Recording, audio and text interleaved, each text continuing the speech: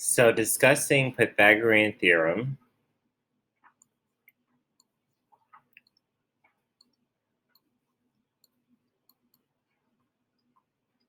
Pythagorean theorem,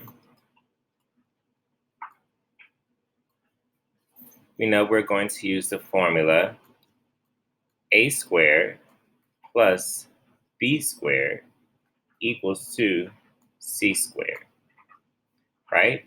This is our Pythagorean theorem.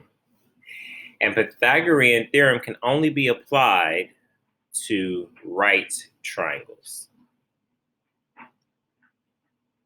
That is a fact. And when we're labeling our triangles, our two adjacent sides have to be our side legs, so they serve as A and B interchangeably. And then the side that is opposite the two adjacent sides is called your hypotenuse,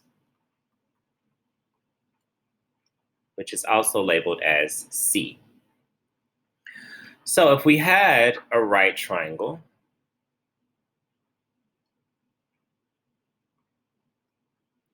and we had side legs 3 and 4, and we were trying to figure out what is C, then we would simply label first our side legs, so A and B, or A and B, as I said before, they're interchangeable, and we would substitute these values into our formula here.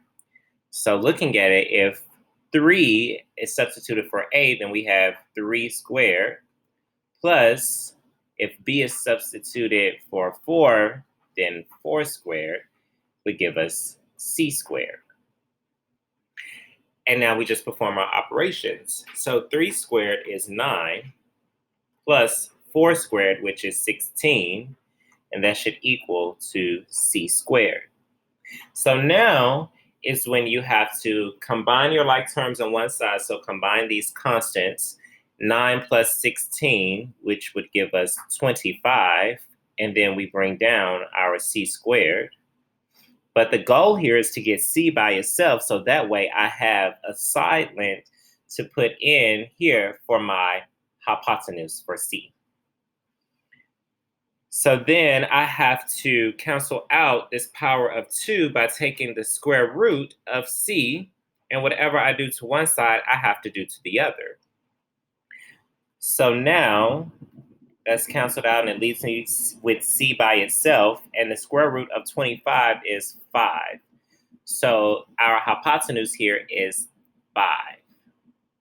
Yeah? Because if we went back and checked it, just make a space for us to go back and check our work, then that means that 3 squared plus 4 squared should be equal to 5 squared.